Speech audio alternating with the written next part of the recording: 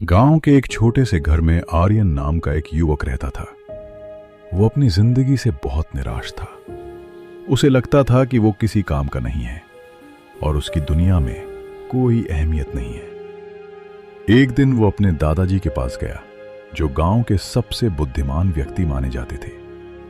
आर्यन ने उदासी भरे स्वर में पूछा, दादाजी, अक्सर लोग कहते हैं कि हर इंसान की अपनी एक कीमत होती है, लेकिन मुझे लगता है कि मेरी कोई कीमत नहीं है। क्या आप मुझे बता सकते हैं कि मेरी जिंदगी की असल कीमत क्या है?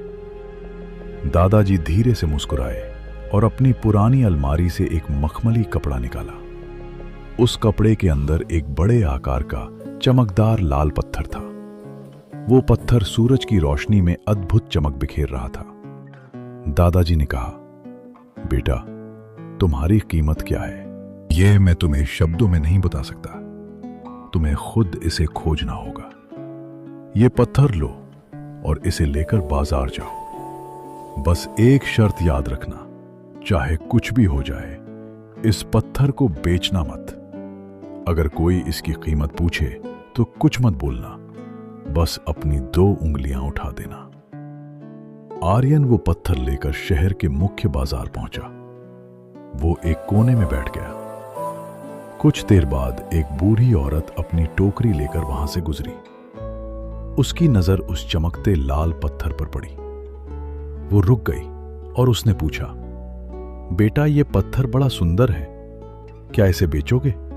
इसकी क्या कीमत है? आर्यन ने दादाजी की बात याद रखी और बिना कुछ बोले अपनी 2 उंगलियां खड़ी कर दी। बुढ़िया ने कहा, अच्छा, 200 रुपए? ठीक है, ये लो 200 रुपए और पत्थर मुझे दे दो।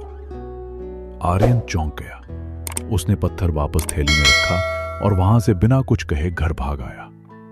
उसने दादाजी को बताया, दादाजी, बाजार में एक औरत इसे 200 रुपए में खरीदने को तैयार थी। दादाजी ने शांत भाव से कहा, कोई बात नहीं बेटा, अब कल तुम इसी पत्थर को लेकर शहर के बड़े म्यूजियम जाना। अगले दिन आर्यन शहर के सबसे बड़े म्यूजियम पहुंचा। वहां चारों तरफ कीमती मूर्तियां और पेंटिंग्स थीं। जैसे ही उसने वो लाल पत्थर निकाला, वहां मौजूद लोग उसकी चमक देखकर ठहर गए। तभी म्यूजियम का मैनेजर वहां आया। उसने गौर से पत्थर को देखा और अपनी आंखों पर यकीन नहीं कर पाया।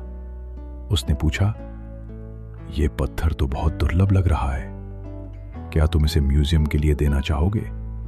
इसकी क्या कीमत लोगे? आर्यन ने फिर से अपनी 2 उंगलियां उठा दी। मैनेजर ने अपनी सांसें थामते हुए कहा, 2 लाख रुपए? ठीक है, हमारे पास बजट है, मैं तुम्हें अभी 2 लाख रुपए का चेक दे सकता हूं। आर्यन के होश उड़ गए। कल तक जो पत्थर 200 रुपए का था, आज उसकी कीमत 2 लाख हो गई। वो तुरंत दादाजी के पास भागा और हांफते हुए पूरी बात बताई। दादाजी ने फिर से मुस्कुराते हुए कहा, अभी सफर बाकी है बेटा। कल तुम आखिरी बार इसे लेकर जौहरियों की गली में जाना और सबसे पुरानी दुकान पर जाना। तीसरे दिन आर्यन एक ऐसी दुकान पर पहुंचा जहां दुनिया के सबसे महंगे हीरे और रत्न मिलते थे। वहां एक बूढ़ा जौहरी बैठा था, जो अपनी मैग्नीफाइंग ग्लास से मोतियों को परख रहा था। जब आर्यन ने वो लाल पत्थर मेज पर रखा, तो जौहरी के हाथ से उसका चश्मा गिर गया। उसने कांपते हाथों से पत्थर उठाया और बोला, ये रक्तमणि है। ये तो सदियों पहले गायब हो गया था। इसे तुमने कहां खोजा?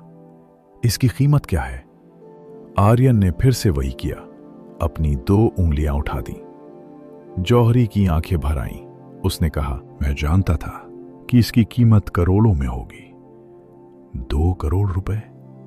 बेटा, अगर मैं अपनी पूरी दुकान, अपना घर और अपनी सारी जायदाद भी बेच दूं, तो भी 2 करोड़ रुपए इस पत्थर के लिए बहुत कम है।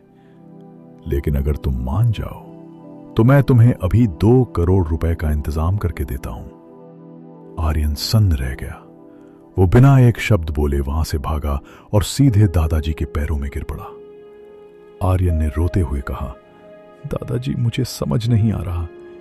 एक ही पत्थर की कीमत कहीं 200 है, कहीं 2 लाख और कहीं 2 करोड़। ऐसा क्यों?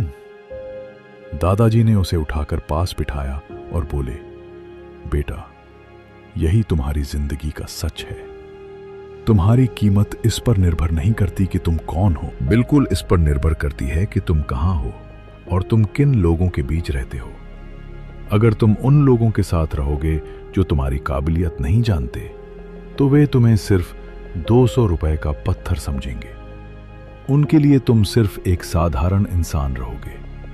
लेकिन अगर तुम उन लोगों को खोजोगे जो तुम्हारे हुनर और तुम्हारी आत्मा की गहराई को देख सकें, तो वे तुम्हें 2 करोड़ का हीरा मानेंगे। आर्यन की आंखों में अब एक नई चमक थी। उसे समझ आ गया था कि उसे अपनी अहमियत साबित करने के लिए लोगों से लड़ने की जरूरत नहीं है, बल्कि सही जगह और सही लोगों को चुनने की जरूरत है।